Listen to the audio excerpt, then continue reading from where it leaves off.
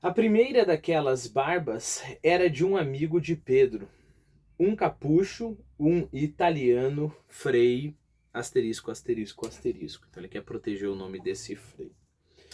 Podia escrever-lhe o nome, ninguém mais o conheceria, mas prefiro este sinal trino, número de mistério, expresso por estrelas, que são os olhos do céu. Trata-se de um frade. Pedro não lhe conheceu a barba preta, mas já grisalha, longa e basta, adornando uma cabeça máscula e formosa. A boca era risonha, os olhos rútilos.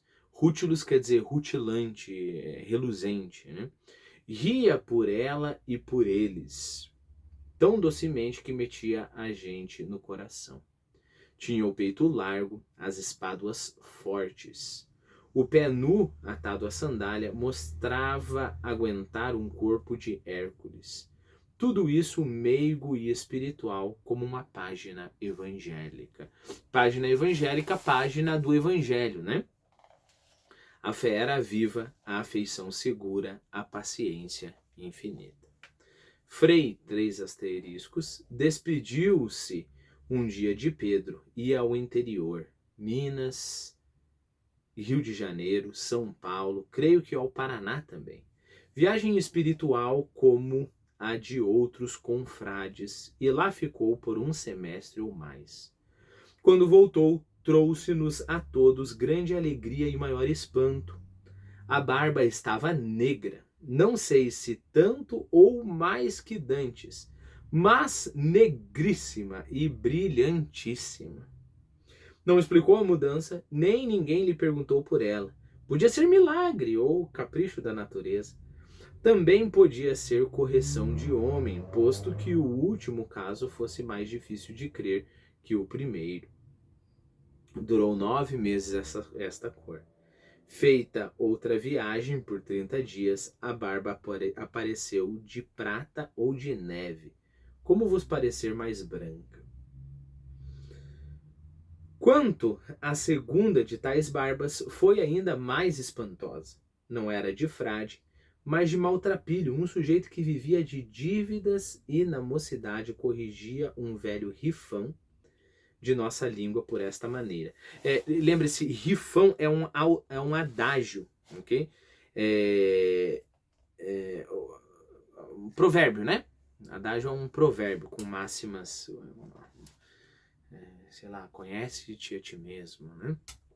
Só que rifão é geralmente um adágio vulgar, né? Com palavras grosseiras. Então ele corrigiu um velho rifão, nós temos que ter cuidado que nós não conhecemos este rifão, né? Então nós não vamos entender a correção do rifão, né? A perversão que ele usou. Desta maneira, paga o que deves, vê o que te não fica. Então o rifão original é paga o que deves, vê quanto te fica. Então primeiro você paga as suas contas, depois você vê o que sobra, né? Não, ah meu Deus, eu acho que eu não vou ter dinheiro para pagar as contas. Então ele consertou esse rifão, paga o que deves, vê o que te não fica. Chegou aos 50 anos sem dinheiro, sem emprego, sem amigos. Então ele pagava, só que no final das contas nunca tinha dinheiro. A roupa teria a mesma idade, os sapatos não menor que ela, não menor que a roupa. Cuidado aqui que menor é mais novo, né? Então lembre-se, o meu irmão menor é meu irmão mais novo. Né? Em espanhol, se eu não salvo engano, até hoje se fala menor nessa conotação. Né?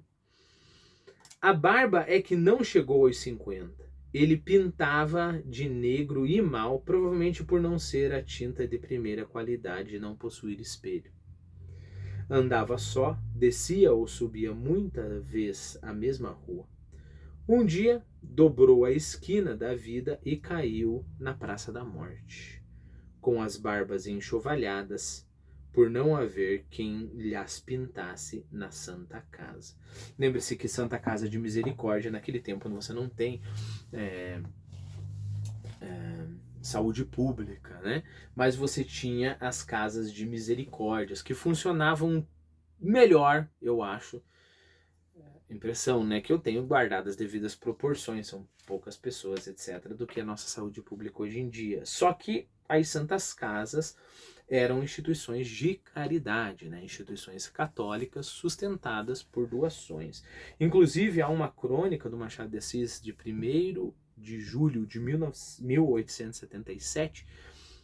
Eu acho que eu gravei aqui no canal, tem uma playlist só de crônicas de Machado de Assis, que o Machado de Assis louva uma pessoa que decide doar 20 contos de réis para a Santa Casa de Misericórdia e não deixa nenhum nome, né? Simplesmente doa, cumprindo realmente aquele versículo que a sua mão direita não sabe o que a sua mão esquerda faça, né? Então, é desse tipo de coisa, não, é claro, de uma doação tão majestosa assim, mas é desse tipo de atitude, de doações que essas santas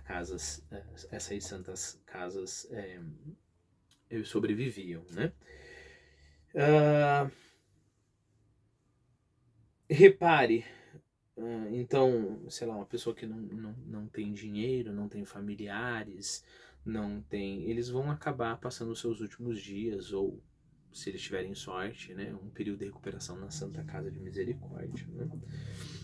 E é claro que ninguém vai pintar uma barba de um cara na Santa Casa de Misericórdia, né? Orbene, ele começa o próximo. Orbene é uma coisa interessante, né?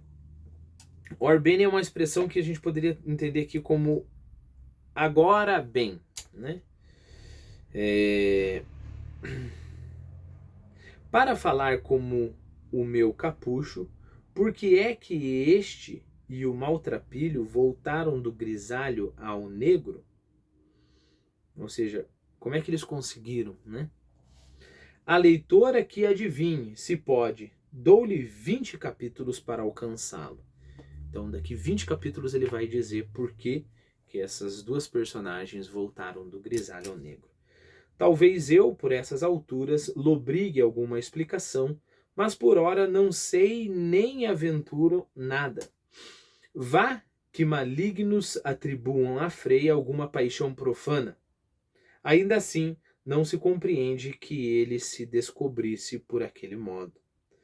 Quanto ao maltrapilho, a que damas queria ele agradar a ponto de trocar algumas vezes o pão pela tinta? Que um e outro cedessem ao desejo de prender a mocidade fugitiva, pode ser. O frade, lido na escritura, sabendo que Israel chorou pelas cebolas do Egito, teria também chorado e as suas lágrimas caíram negras. Pode ser, repito. Lembre-se, o Israel chorou pelas cebolas do Egito, né? Essa é uma expressão, né? Você chorar pelas cebolas do Egito. Bom, no contexto bíblico, depois a gente volta aqui, né? Basicamente, Deus liberta o povo de Israel da escravidão de Egito. Enquanto eles estão no deserto, eles acabam passando por muitas provações, né? E uma constante, acontecia de vez em quando, era o povo de Israel começar a chorar e falar: ah, mas lá no Egito pelo menos a gente tinha isso, tinha aquilo outro, né?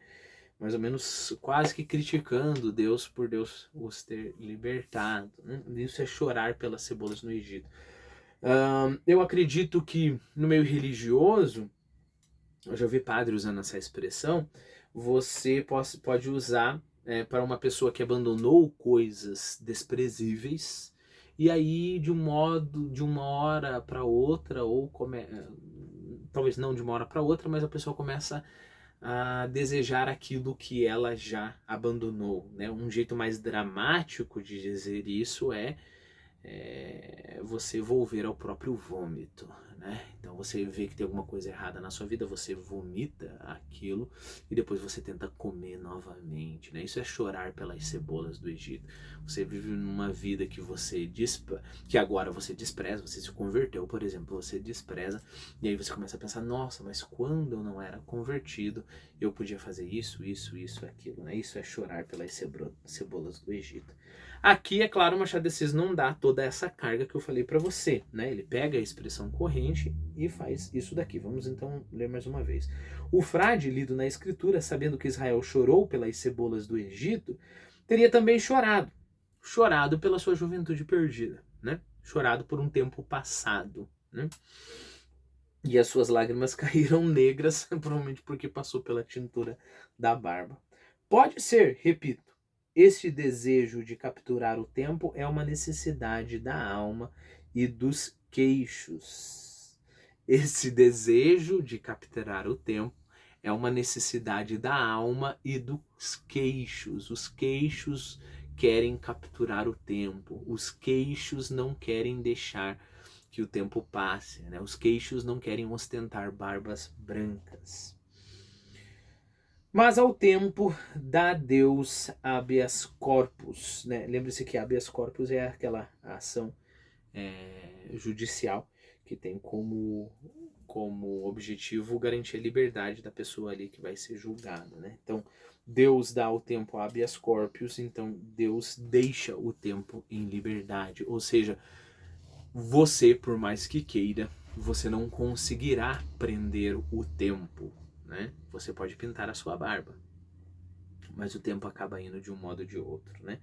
Prova disso é que o Frei depois voltou com a barba branquinha, branquinha como prata ou como neve, e o nosso pobretão morreu com a barba enxovalhada, né? Só antes de eu terminar esse vídeo, no vídeo anterior eu falei sobre um pássaro e eu chamei ele de condor. Na verdade é condor, ok? Você pronuncia condor este pássaro, que parece um abutre, né? Que a gente comparou com a águia, que quando novo não daria para distinguir, né? Eu acho que eu falei condor como influência, tem um mercado aqui em Curitiba chamado Condor, né? E uma marca de pincel também que o pessoal usa, que é Condor. Mas o pássaro é condor. Sílaba forte, a última sílaba.